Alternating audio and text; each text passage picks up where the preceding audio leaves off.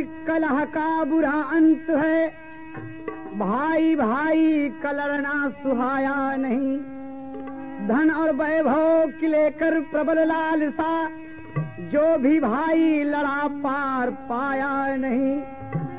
द्वापर युग हस्तिनापुर में 100 भाई थे, कौरव के नाम से जो पुकारे गए। जीत रणभूमि में सत्य की हो गई, 100 के 100 भाई सब रण में मारे गए।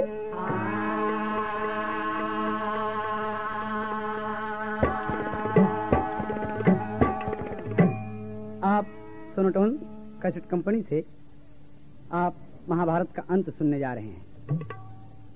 ध्यान देंगे, एक पाप का अंत हुआ है, अत्याचार का अंत हुआ है।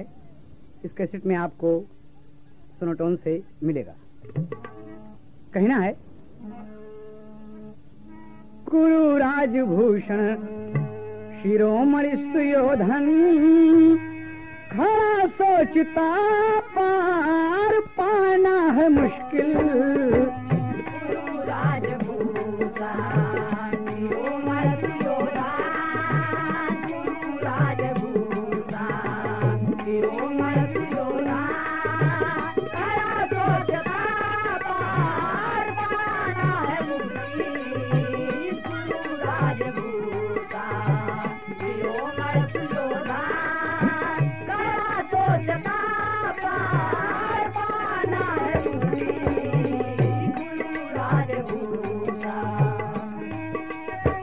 कुरु राजभूषण शिरोमणि सुयोधन, खड़ा सोचता पार पाना है मुश्किल। मरे सारे भाई रे भाई, मरे सारे भाई, अकेला बचा हूँ। मरे सारे भाई, अकेला बचा हूँ। मरे सारे भाई, अकेला बचा हूँ। कहाँ जाऊँ मेरा ठिकाना है मुश्किल। मरे सारे भाई, अकेला बचा हूँ। मरे सारे भाई, अकेला बचा हूँ। कहाँ जाऊँ मेरा ठिकाना है मुश्किल। मरे सारे भाई, अकेला बचा हूँ। कहाँ जाऊँ मेरा ठिकाना है मुश्किल। मरे सारे भाई। आज रणभूमि में दुर्योधन, महाबली दुर्योधन अकेले सोच रहा है, खून से लथपथ है, बाणों की बौछार हुई है, एकदम परेशान नजर आता है। सोच रहा है कि मेरे सभी भाई मारे गए, मैं कहाँ जाऊं। सोच के कुछ पश्चाताप करता है। कैसे करता है? भीष्म गुरु द्रोण कर्ण अंगराज मारे गए, मौत के घाट वीर शल्य भी उतारे गए।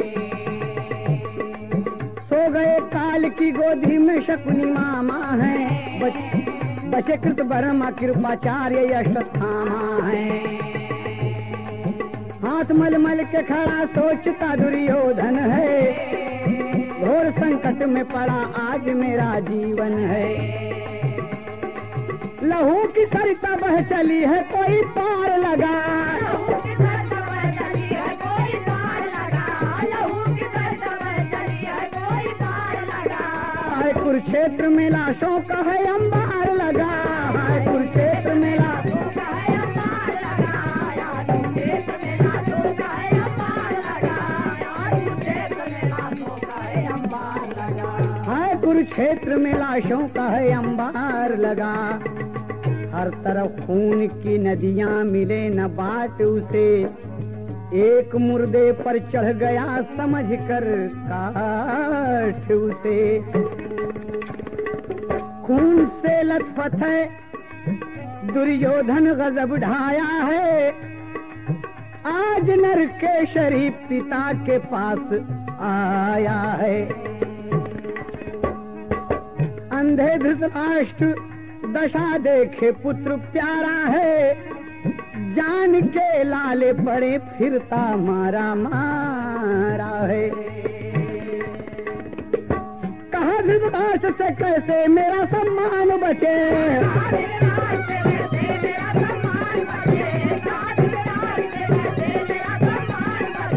पिताश्री कोई उपाय करो प्राण बचे, पिताश्री कोई उपाय करो प्राण बचे, पिताश्री कोई उपाय करो प्राण बचे, पिताश्री कोई उपाय करो प्राण बचे।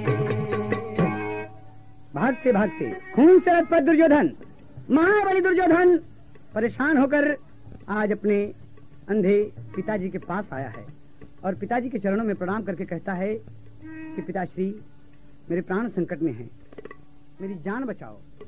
अंधे धृतराष्ट्र पुत्र सभी को प्यारा होता है मेरे भाई। दुर्योधन को देख रहे हैं और अपनी अंधी आंखों से रोने लगे और क्या कहते हैं कि मेरे पास तो कोई चारा नहीं है बेटे दुर्योधन, लेकिन तुम्हारी जिद तुम्हें खा गई दुर्योधन। खा? हाँ पिताश्री। और धृतराष्ट्र जी क्या कहते हैं? बोले पिताश्री सुनो बात मेरी, खत्म हो गई जिंदगी बेटे तेरी, माता से पूछो, हाँ माता से पूछो वही कुछ कहेगी, वरना तो जीवन बचाना है मुश्किल।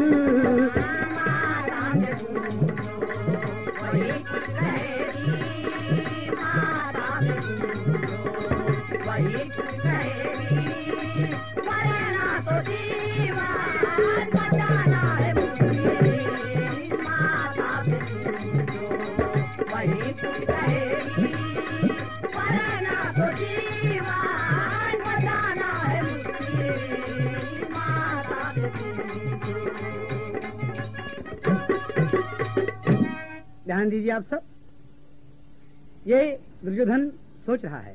धृतराष्ट्र ने बताया कि बेटे अपनी माँ के पास जाओ, अपनी माँ से पूछो और उसे से कहो कि माँ मेरे प्राण कैसे बचेंगे। दुर्योधन परेशान हुआ, रोता हुआ आया है। कवि को टेरी का भाव देना पड़ा। एक पत्ती पढ़ मास्टर। हाँ लहू के रंग में डूबी मेदनी, अरे लहू के रंग में डूबी मेदनी, अरे कंपित तीन लोक भय कुरुक्षेत्र के जंग में, लहू के रंग में डूबी मेदनी।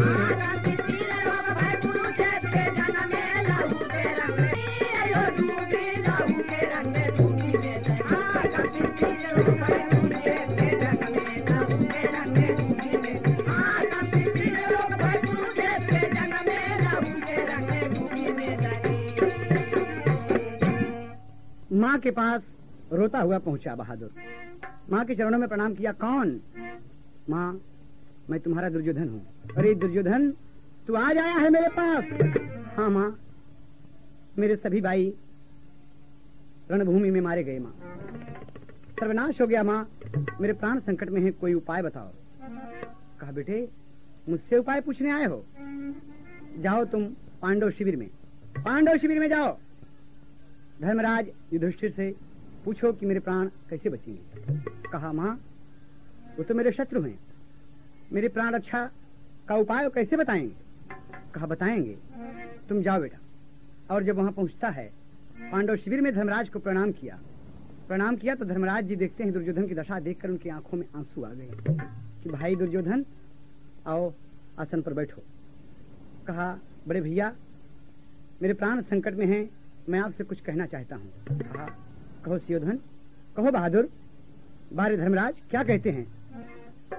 काहे बिगड़ा मिजाज खोया सपने का साथ, काहे बिगड़ा मिजाज खोया सपने का साज, गजब बोले धर्मराज दुर्योधन के सामने। घर घर मचा संग्राम, चौदिस मचा कोहराम, छिड़ा युद्ध अविराम सब वीरन के सामने। जाओ गंधारी के पास झट से बोल पड़े खास, टूटे ना जीवन की आस जा भवन के सामने। ठीक पट्टी बांधे माता, ठीक पट्टी बांधे माता, डाहे जियारा विधाता ढंग कोई न सुझाता है जीवन के सामने। कोई ना सुझाता है जीवन के सामने, ढंग कोई ना सुझाता है जीवन के सामने। ढंग कोई ना सुझाता है जीवन के सामने, ढंग कोई ना सुझाता है जीवन के सामने। ढंग कोई ना सुझाता है जीवन के सामने, ढंग कोई ना सुझाता है जीवन के सामने। ए भाई दुर्योधन, गर्व अपने आप को खा जाता है। तुम इतने बहादुर होकर आज मुझसे प्राण रक्षा की भीख मांग रहे हो, मैं क्या बता सकता हूँ। तुम अपनी पूजनीय माता जी के पास जाओ, माँ गंधारी के पास, वही कुछ उपाय बताएंगी। तो क्या कहते हैं? धर्मराज बोलते हैं, सती साध्वी गंधारी मां नंगे तन तुम जाना। एक उपाय बता दिए कि मेरे पास आए हो तो तुम खाली हाथ दुर्योधन नहीं जाओगे। सती साध्वी गंधारी मां नंगे तन तुम जाना। अरे पट्टी खोल नयन से देखी है, अरे वज्र बदन हो माना हो, लहू के रंग में डूबी मेदनी। अरे रहे प्रधान न भाई दुर्योधन के अंग में, लहू के रंग में डूबी मेदनी है। प्रधान भाई दुर्योधन के अंग में, लहू के रंग में डूबी मेदनी। रहे प्रधान भाई दुर्योधन के अंग में, लहू के रंग में डूबी मेदनी।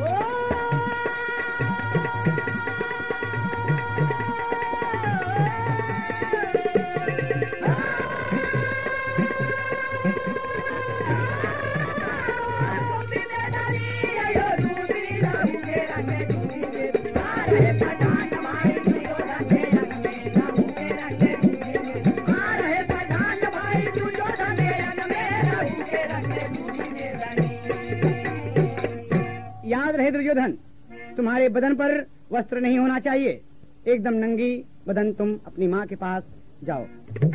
कहा जो आज्ञा बड़े भैया। और चल दिया बाबूजी। आज रास्ते में ही सब कपड़ा अपन उतार के फेंक के एकदम नंगा तड़ंगा हो गया, एकदम हो गया।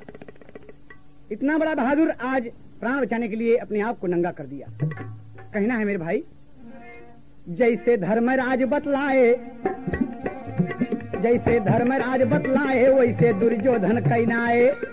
सारा वस्त्र बहाए आए गंधारी के सामने, सारा वस्त्र बहाए धाए गंधारी के सामने।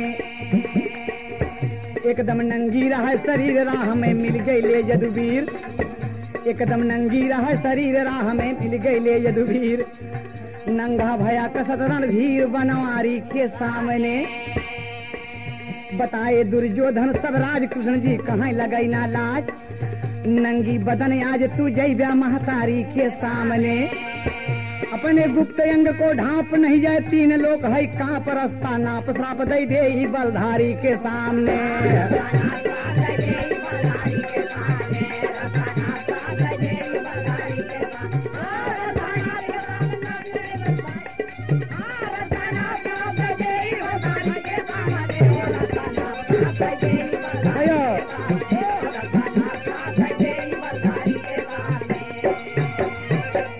उपाय तो धर्मराज सही बता दिए। नंगा होकर जा रहा है, लेकिन रास्ते में मुरली मनोहर मिल गए। अरे दुर्योधन तुम कहाँ प्रभु? कहा अरे रे माँ के सामने तुम जा रहे हो और नंगी बदन? अरे शर्म लगनी चाहिए, वो तुम्हारी माँ है, आदर से जिसे देखा जाता है, जो पूजनीय है, और तुम उनके सामने तुम नंगे होकर जाओगे? छी छी छी, माँ श्राप दे देंगी तुम्हें। कहा फिर हम क्या करें? धर्मराज तो ऐसा कहा, धर्मराज तो तुम्हारे शत्रु है ना, मैं जो बताता हूँ वो करो। कहा बोलिए। कहा अपने बदन पर जो आपका गुप्त अंग है, कम से कम उस पर तो कुछ कपड़े वगैरह आप किसी चीज से ढक लो। कहा कोई बात नहीं, आप ठीक कह रहे हैं कि धर्मराज मुझे बेइज्जत करना चाहते हैं। ये बात उसके मन में आई और कृष्ण की बात मान गया। भगवान समझा दिए। क्या कहते हैं पुराण में है, कृष्ण की बात मान दुर्योधन तन पे लपेटा पात। अरे पट्टी खोल गंधारी देखली, अरे दुर्योधन के गात हो, लहू के रंग में डूबी मेदनी। अरे बेटवा घात कई गए मदन मुरारी संग में, लहू के रंग में डूबी मेदनी।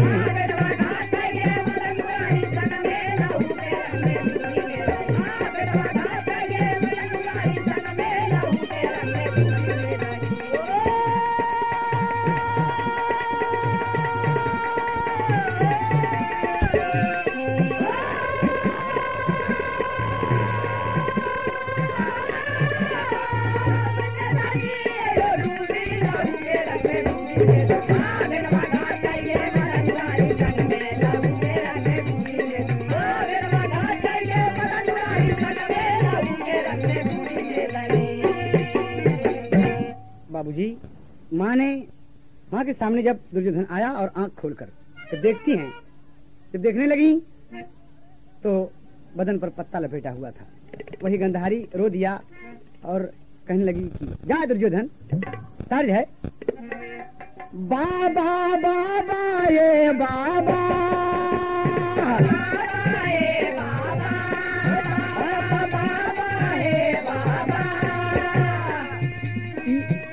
ये बाबा दिया सजन गया हमें मुआवला, ये बाबा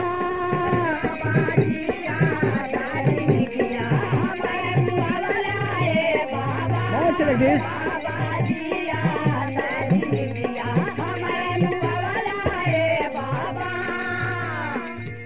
ये तो ओरिजिनल रहा, लेकिन गंधारी माँ अपने सुपुत्र दुर्योधन से क्या कहती है कि हाय बेटा, बेटा बेटा ये बेटा,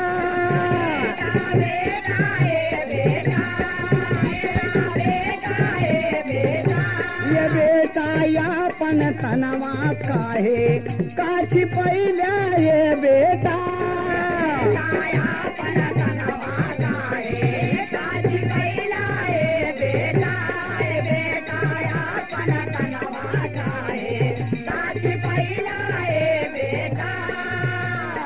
नंगा बदन जहाँ तक देखली वज्र हो गईल बच्चा, जतना अंग छिपैला हमसे उहे रह गईल कच्चा,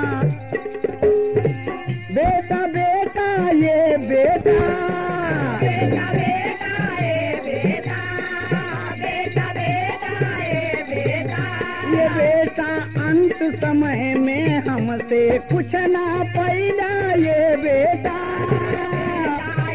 समय में हमसे कुछ ना पैला, ये बेटा, ये बेटा समय में हमसे कुछ ना पैला, ये बेटा, ये बेटा अंत समय में हमसे कुछ न पैला, ये बेटा,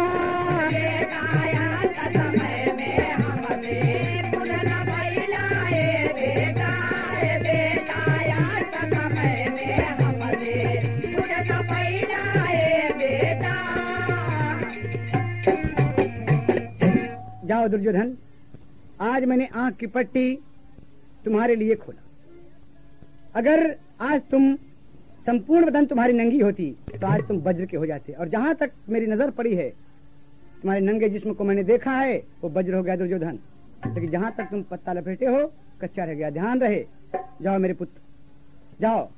माँ ने आशीर्वाद दिया, दुर्योधन पछताने लगा। माँ के शीश नवाकर अंतिम चरण स्पर्श करके आज कुरुक्षेत्र की तरफ जान बचाकर भागा जा रहा है बाबूजी, और नदी किनारे पहुंचता है। लहू की सरिता बह रही है, उसी के किनारे पहुंचता है। मुर्दे को देखा, लकड़ी समझकर उस पर बैठ गया, और जब पार उतर गया उस तरफ तो सोच रहा है बाबूजी, सोच रहा है कि इसको यहीं रख दूं, शायद फिर जरूरत पड़े। और जैसे लकड़ी समझकर मुर्दे को खींचता है तो देखा तो उसका पुत्र लक्ष्मण था बाबूजी। दुर्योधन का पुत्र लक्ष्मण था। हृदय त्राहि त्राहि करने लगा। दुर्योधन रोने लगा और क्या कहता है कि विधाता सब कुछ सर्वनाश हो गया। इस युद्ध में, इस महाभारत में सब कुछ चला गया मेरा। और अपने बेटे को प्रवाहित कैसे करता है बाबूजी। दुर्योधन सोचे बिलखाई, बंधु सखाय पुत्र गवाई, पूत कपूत सपूत हमारे, मरत बार मोहि पार उतारे, मरत बार मोहि पार उतारे, मरत बार मोहि पार उतारे।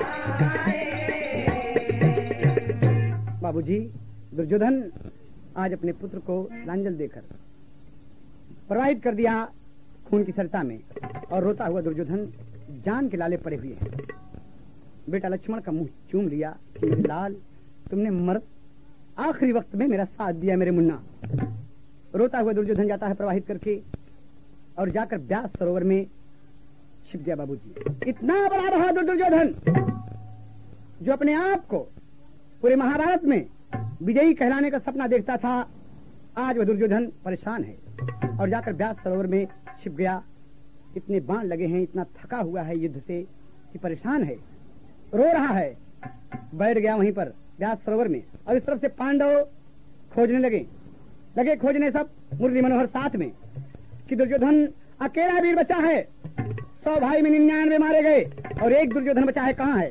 खोज रहे हैं, खोजते खोजते कोई पता नहीं लगता बाबूजी। व्यास सरोवर के करीब जब पहुंचते हैं तो कहा गया है कि दुर्योधन के पांव में चक्र था बाबूजी, चक्रवर्ती राजा था, चक्र का निशान था। इसलिए कृष्ण जी बताए कि इसी रास्ते से दुर्योधन गया है। लेकिन कहीं कहीं कहा गया है कि कुछ शिकारी लोग से जब पूछा गया तो शिकारी लोग बताए कि हाँ, एक बहादुर इसी सरोवर में जाकर छिपा हुआ है। और वहां पर पहुंचते तो धर्म जी क्या कहते हैं, व्यास सरोवर के करीब पहुंचकर धर्मराज युधिष्ठिर ललकार खड़े हुए कि उठो दुर्योधन, अपने आप को महाबली कहलाने वाले गदा युद्ध के पारंगत वीर, उठो। और ललकार के क्या कहते बाबू, तर्ज पापड़ में मस्त पत्थी बढ़ के,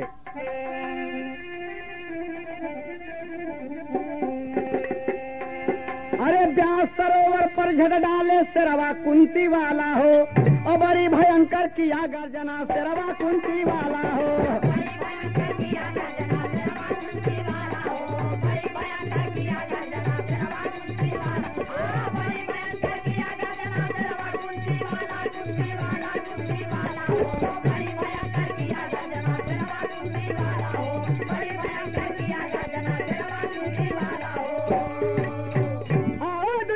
सामने और क्या कहता है, कबटी कुटिल कमीना कायर बना कलमुहा राजा रे, माँ ने दूध पिलाया है तो मेरे सामने आ जा रे। आओ दुर्योधन, और कहता है व्यास सरोवर का तब कैले घेरावा कुंती वाला हो, अरे हो न दे यह जीवन में फेरवा कुंती वाला हो।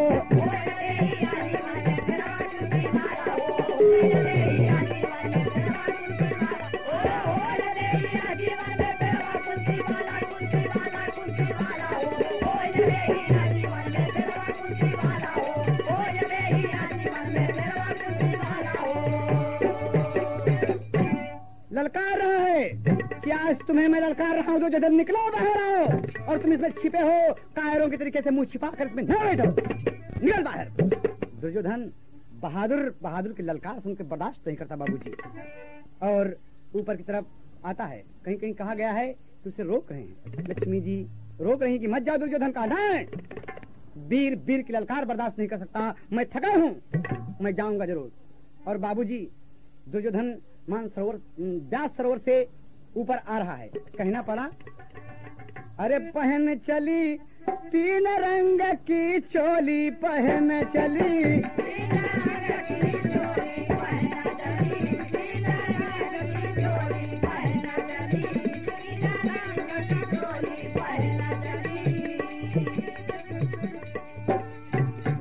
ओरिजिनल है।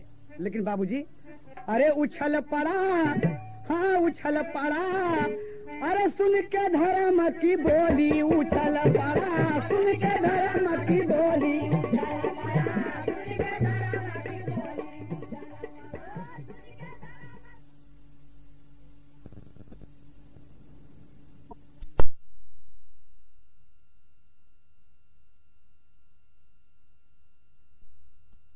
आज जब दुर्योधन व्यास सरोवर से निकलकर सामने खड़ा है तो देखता है कि 5 पांडव, भगवान मुरली मनोहर श्री कृष्ण कन्हैया जी भी उपस्थित हैं।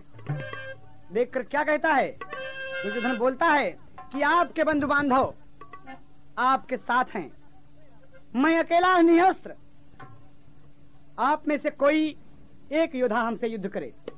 ये धर्मनीति नहीं कहती कि आप 5 हैं और मैं अकेला। इतने में बोल खड़े हुए धर्मराज कि आज तुम्हें धर्म और नीति की बात याद आती है दुर्योधन।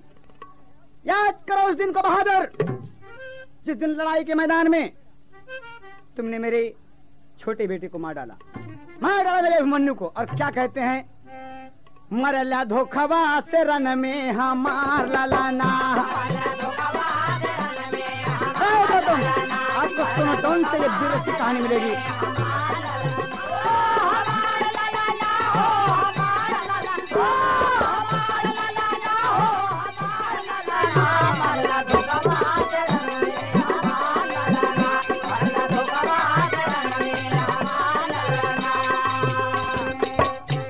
तो महारथी मारा अभिमन्यु के जब ना हथियार।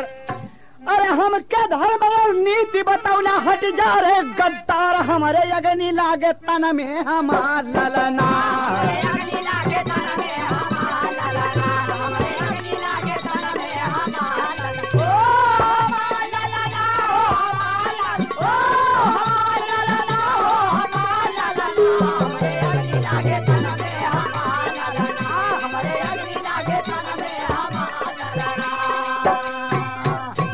भूल गए 7 महारथी मिलकर मेरे अभिमन्यु को चक्रव्यूह के 7वें गेट पर, 7वें फाटक पर तुम दुर्योधन मेरे अभिमन्यु को निहस्त्र मारे हो। जब मेरा इकलौता बेटा, मेरे बेटे के पास कोई हथियार नहीं था दुर्योधन, मेरा अभिमन्यु तुम्हें चाचा चाचा कहकर तुम्हारी गोद में बैठा और जयद्रथ से तुमने गदा का प्रहार करवा दिया। बोलो दुर्योधन, ये लड़ाई की नीति थी, कौन सी नीति थी तुम्हारी? आज तुम मुझे नीति बताने आए हो? क्या कहता है दुर्योधन? फिर बोल खड़ा हुआ कि कोई बात नहीं, सुनो हमारी बात, लेकिन तुम मुझसे जो चाहो ले लो झट हथियार। धर्मराज कहते हैं कि तुम मुझसे कोई बात नहीं, तुमने गलती की तो की, लेकिन हम ऐसा नहीं करेंगे, जो चाहो तुम हथियार ले लो। कितने धर्मराज कितने बहादुर थे, कितने साहसी थे, कितने संतोषी थे। कहते हैं लेकिन तुम मुझसे जो चाहो ले लो झट हथियार। अरे हम 5 में से यदि कोई भाई जय है तो से हार राज सब दई दे एक क्षण में हमार ललना। मरला धोखा से राना में हमार ललना।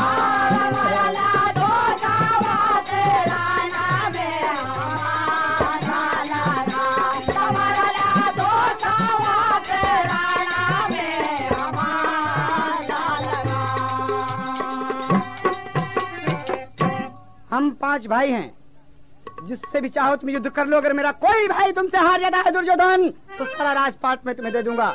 आज अकेले अकेले की लड़ाई है। बोलो। तब तक कन्हैया बोल खड़े हुए, ना ना ना ना, तू तो धर्मराज धर्म है, बिल्कुल एकदम लोला रह गया। अरे ये सब गड़बड़ कर देगा, अगर तुझसे लड़ाई करी तो धर्म पे चल जाएगा, तो ये सब दुर्योधन से लड़ेंगे? नहीं लड़ेंगे। कहा, बोलिए फिर क्या कहे? कहा आपसे लड़ाई होगी अकेले, जो चाहो हथियार ले लो।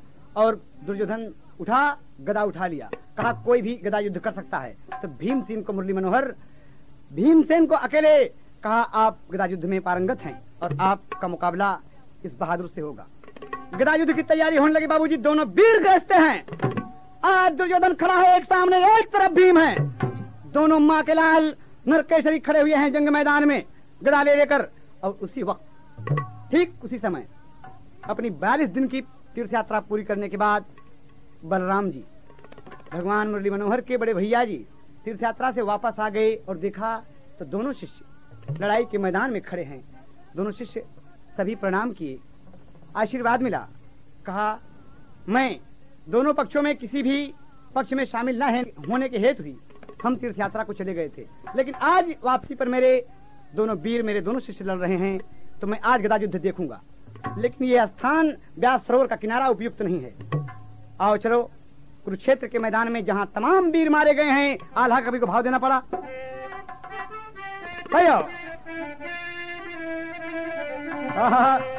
अरे सब बलराम जी के मानी गईले बतिया भैया।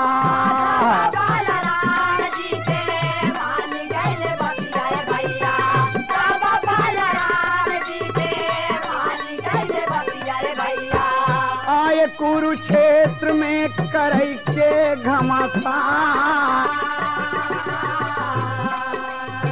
भीम दुर्योधन दुई नऊ जैसे माता वाले हाथी।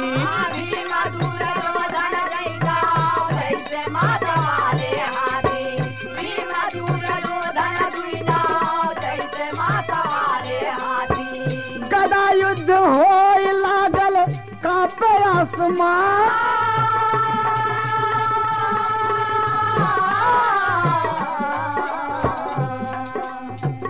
ऐसी भयंकर मार कैले दुर्योधन वीरवा।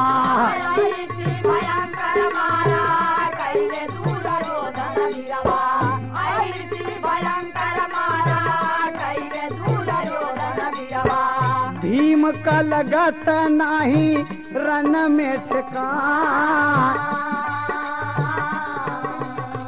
बाबूजी भीमसेन परेशान है, मल्ल युद्ध, गदा युद्ध, लड़ाई पे लड़ाई। दुर्योधन बांका बहादुर आज भीम का छक्का छोड़ा दे रहा है। भीम परेशान हो रहे, बार बार गिर रहे हैं। उठ! ललकारता है बाबूजी।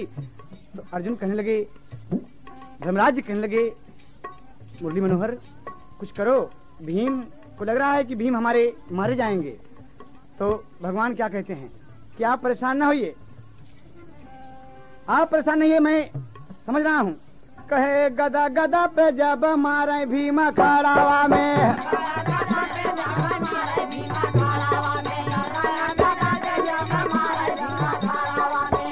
अरे देख के युधिष्ठिर अर्जुन गईले परेशान। कहीं माना मोहन युग से जुगुती लगावा,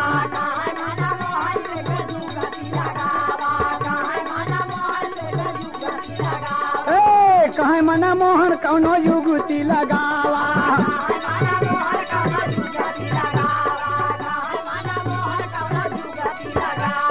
तबले कहा न लागे कृष्ण भगवान।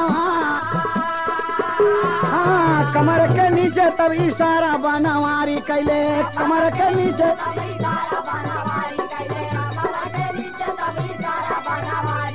जहाँ हुए कच्चा मारा गदा श्री माँ। भीम जी देख रहे हैं बाबूजी, लग रहे हैं मास्टर।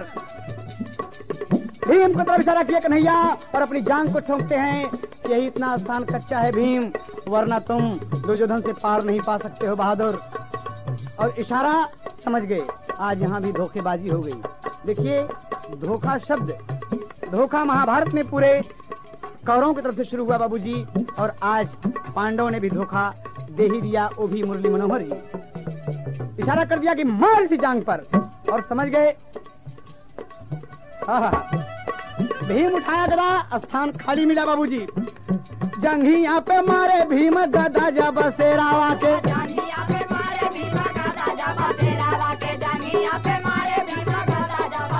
अरे जंघिया पे मारे भीम गदा जब शेरावा के, टूटी गई टंगरिया धरती उतार।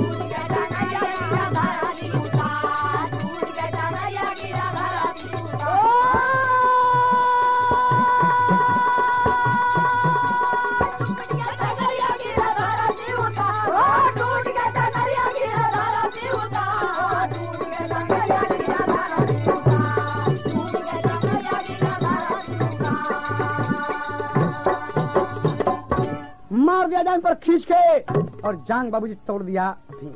हाय हाय हाय हाय, माँ गंधारी की बात सच निकली। वही उतना स्थान कच्चा था, उसपे जो गुप्त अंग थे बाबूजी जांग के नीचे। और आज भीम अपनी प्रतिज्ञा पूरी कर लिए उस दिन की, जब ये जंघा ठोक कर कहता कि द्रौपदी मैं तुम्हें नंगी कर दूंगा। तो आज द्रौपदी के अपमान का भी बदलाव पूरा हुआ बाबूजी। भीमसेन की प्रतिज्ञा भी पूरी हुई, तोड़ दिया।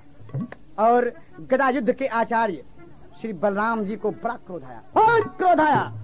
एकदम खड़े हो गए गदा लेकर कि गदा युद्ध के समय, सुनो, गदा युद्ध के समय नाभि के नीचे प्रहार नहीं करना चाहिए। भीम ने नियम का उल्लंघन किया है। हल लेकर बलराम जी मारने के लिए दौड़े। मुरली मनोहर पकड़ लिए कि ना भैया ना, एक ही ताज लगा था, एक ही ताज हो, ताज है हो। कहाँ से राधे अवली, अरे कहाँ से भगवान के करा की डार झूलनवा, के करा की डार झूलनवा, के कर करे लगुण गान, के करा की डार झूलनवा। भैया चलो तुम से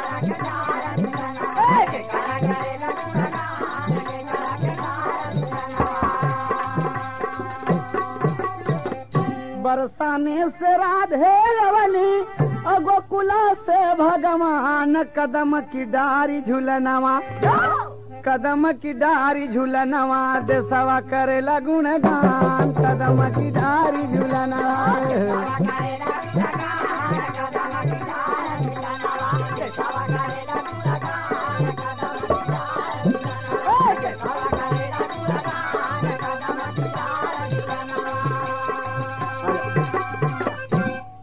क्रोध में जब बोले लागे, अरे भैया बलराम, तब भगवान जी बोले, मदन मुरारी बोले, सारा नसाई जाई काम। मदन मुरारी बोले,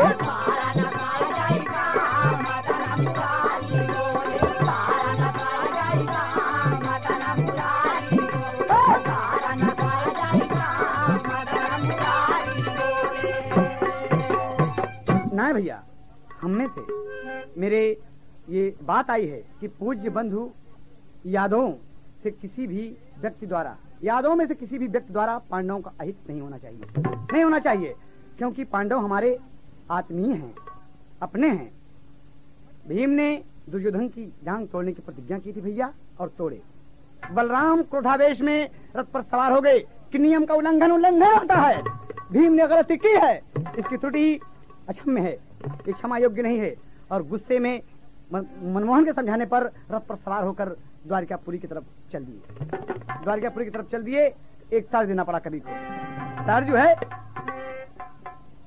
जो ही है, अरे पियरी पहिरा दिहले, हे पियरी पहिरा लिहले, मुड़े पे मऊरवा, आए चारों भैया कोबर में।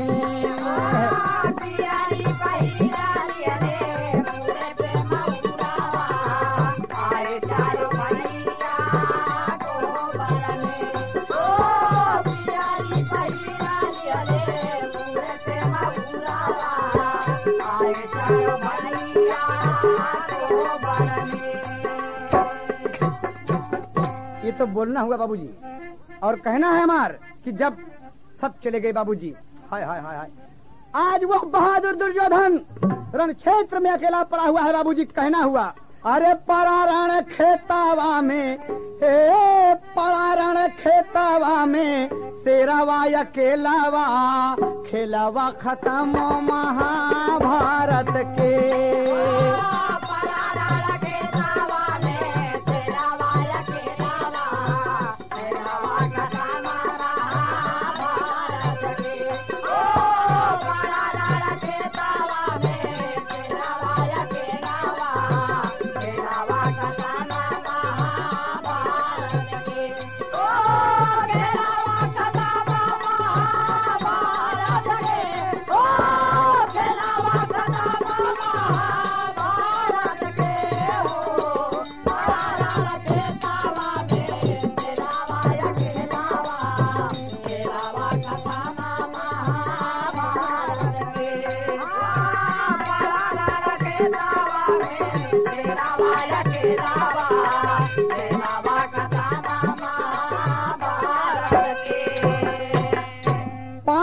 खुशी से नाचें, बजवा बजावें।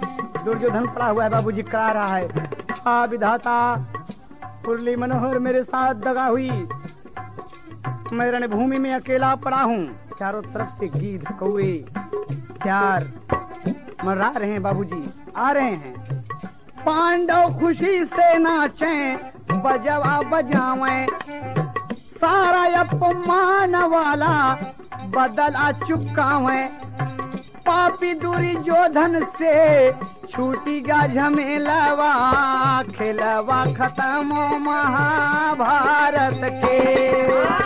पापी दुर्योधन से छूटेगा झमेलावा, खेलवा खत्म महाभारत के। पापी दुर्योधन से छूटेगा झमेलावा, खेलवा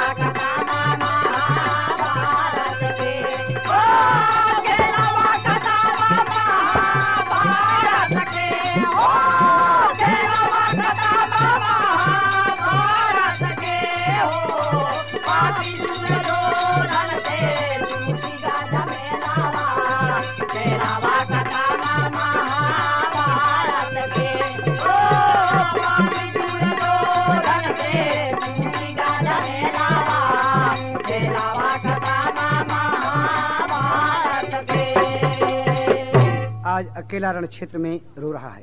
पांडव विजय घोष बजवाए बाबूजी, आनंद छाया, और एक तरफ आज ये भाई भाई की लड़ाई थी बाबूजी। एक भाई रण क्षेत्र में रो रहा है, कराह रहा है बहादुर, और एक तरफ आनंद छाया है। कहना है कृतुवर्मा कृपाचार्य अश्वत्थामा अइले, यही बचे हुए थे। कृतुवर्मा कृपाचार्य अश्वत्थामा यानी गुरुपुत्र। अरे देख दुर्योधन जी के हंसुआ बहिले। दुर्योधन कहता है गुरुपुत्र अश्वत्थामा आचार्य कृपाचार्य जी, अरे लुटे भाई बंधु सखा, लुटे भाई बंधु सखा, गोदी का गदेलावा, खेलवा खत्म महाभारत के। लुटे भाई बंधु सखा, गोदी का गदेलावा, खेलवा खत्म महाभारत के। लुटे भाई बंधु सखा, गोदी का गदेलावा, खेलवा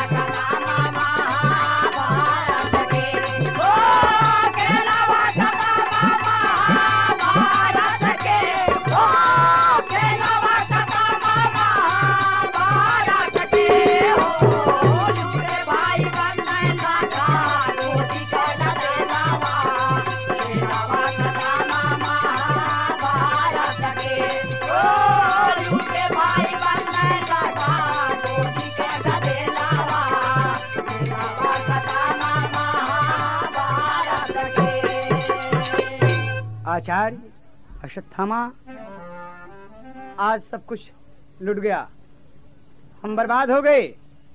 अश्वत्थामा खड़ा है और आज अश्वत्थामा को तिलक लगाकर दुर्योधन सेनापति नियुक्त करता है बाबूजी। आज भी अकेला रण क्षेत्र में पड़ा हुआ है, लेकिन सेनापति अश्वत्थामा को नियुक्त कर दिया और कहा, बोला मेरी इच्छा है, मेरी इच्छा है अश्वत्थामा कि तुम मेरे सेनापति हो, गुरुपुत्र भी हो। मेरे रहते तुम 5 पांडवों का शीश काट कर मेरे सामने ला दो। ये मेरी इच्छा है, इसलिए कि मुझे आशीर्वाद मिला है, ये वरदान मिला है कि जब तक हर्ष और विषाद, सुख और दुख एक साथ एकत्रित नहीं होंगे, मेरी मौत नहीं होती। दुख तो मुझे बहुत हुआ है, लेकिन सुख तभी मिलेगा जब मेरे रहते रहते 5 पांडव मारे जाएंगे। कहा मैं प्रतिज्ञा करता हूँ दुर्योधन, मैं प्रतिज्ञा करता हूँ दुर्योधन कि 5 पांडवों का शीश काट लाऊंगा। और दुर्योधन कहता है कि हाँ भाई। कहा अरे अब तो सारी माया छूटल, अरे हमारी किस्मत ऐसी फूटल टूटल, धोखे में टंगरिया रोवेला तेरा, धोखे में टंगरिया रोवेला तेरा, धोखे में टंगरिया रोवेला तेरा, रोवेला तेरा, रोवेला तेरा, रोवेला तेरा,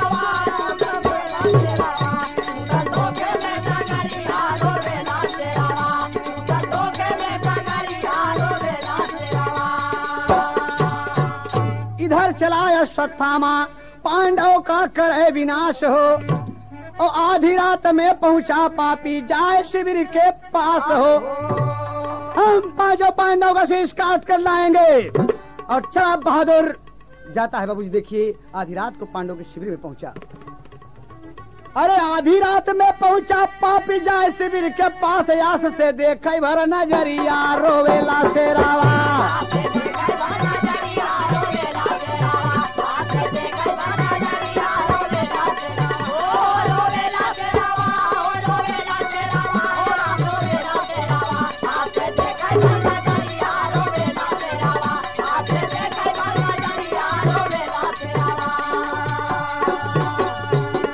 लेकिन यहाँ मुरली मनोहर भी कम नहीं है। जहाँ जिस शिविर में पांडव डेली सोते थे, रोज सोते थे, आज उनके सोने का स्थान बदल दिए हैं भगवान।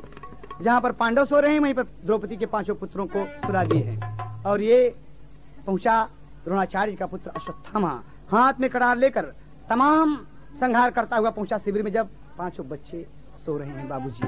द्रौपदी के 5 पुत्र थे। देखिए यहीं पर धोखे से 5 बेटवन का लिहल से शीश उतारी, अरे 5 शीश उठा के चली भय खून से रंगल कटारी, घेरे कारी अंधियरिया रोवेला शेरवा। बाबूजी बदतमीजी कर गया, गद्दारी कर गया बाबूजी। आज धोखे से छोटे छोटे बच्चों की गर्दन काट कर लेकर चल दिया, हमारे खुशी में कि हम पांडव को अपने महाराज के रहते रहते, दुर्योधन के रहते रहते मार डाले। यही बात को मन में लेकर चला बाबूजी, और आके जब देखता है रणभूमि में कुरुक्षेत्र में अश्वत्थामा आया है, देख रहा है कि महाराज दुर्योधन को गीदड़ और कुत्ते घेरे हैं, गीदड़ कुत्ते घेरे खड़े हैं, हाथ में शीश लिए है और कहा, सुनिए, गुरुपुत्र का आना सुनकर दुर्योधन हर्षाया। अरे कहा कि पांचों पांडव का हमने कर दिया सफाया, लाया देखा वर नजरिया रोवेला तेरावा।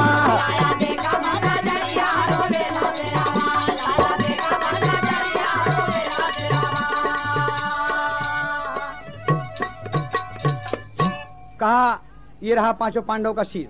जब दुर्योधन बोला, बहुत खूब, बहुत खूब, मेरे जीते जी तुमने मेरे शत्रु का विनाश कर दिया। शीश काट लाया और खुशी हो गया बाबूजी, प्रसन्नता एक साथ उसे हर्ष हुआ। और बलकर जब देखता है आगे तो क्या होता बाबूजी, लाओ लाओ शीश मेरे सामने लाओ। और शीश मिला बच्चों का जब दुर्योधन तब चिल्लाया, अरे द्रोणी, अश्वत्थामा तेरा नाश हो जाए, बदतमीज ये तूने क्या किया। आज उस तरफ तो सुख पैदा हुआ बाबूजी, और दुख हो गया कि मैंने पांडवों को मारने के लिए कहा था, न कि बच्चों को मारने के लिए। बाबूजी सुख दुख दोनों एकत्रित हो गए। कहता है चिल्लाकर, शीश मिला बच्चों का जब दुर्योधन तब चिल्लाया, अरे बच्चों को मारा है तुमने, संग में दगा कमाया, बहाया आंसू से नजरिया रोवेला वीरावा।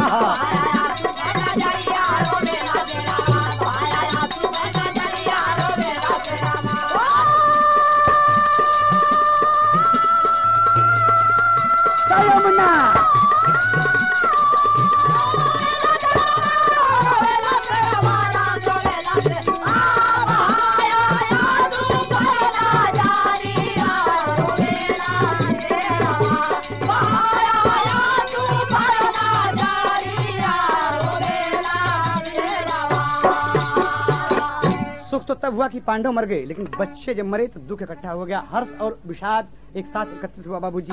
द्रोणी तेरा नाश हो जाए, तूने तुम छोटे छोटे बच्चों को मारकर मेरे सामने लाए, बहादुर बनते हो इसीलिए तुम मेरे सेनापति हो। बाबूजी दुर्योधन की मृत्यु का समय आ गया, हर्ष और विषाद एक साथ एकत्रित हुए, कवि को अंतिम भाव देना पड़ा। महाभारत का अंत हुआ दोस्त, दुर्योधन का वध हुआ भीम द्वारा कुरुक्षेत्र में। कहना है, अरे चला दुर्योधन कुल दिया नवा बुझाई के, ए चला दुर्योधन कुल दिया नवा बुझाई के, मौत का झूलनवा झूले गरवा लगाई के, मौत के झूलना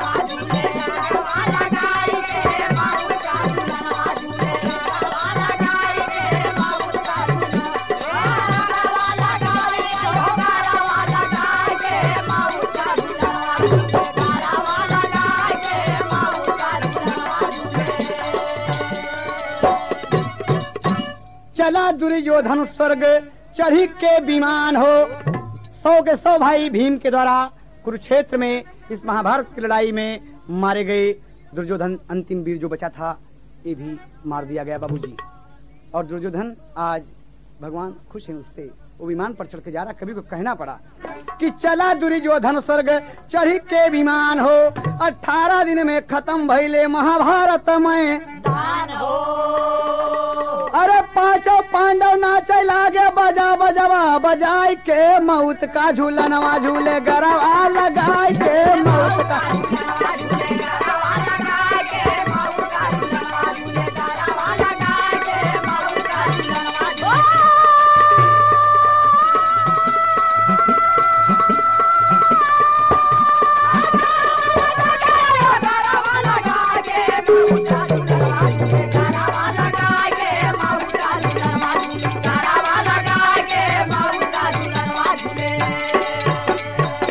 बाबूजी द्रौपदी की प्रतिज्ञा पूरी, भीम जी की आन हो, और आजा भय युधिष्ठिर हंसे कृष्ण भगवान हो। मुरली मनोहर हंस दिए।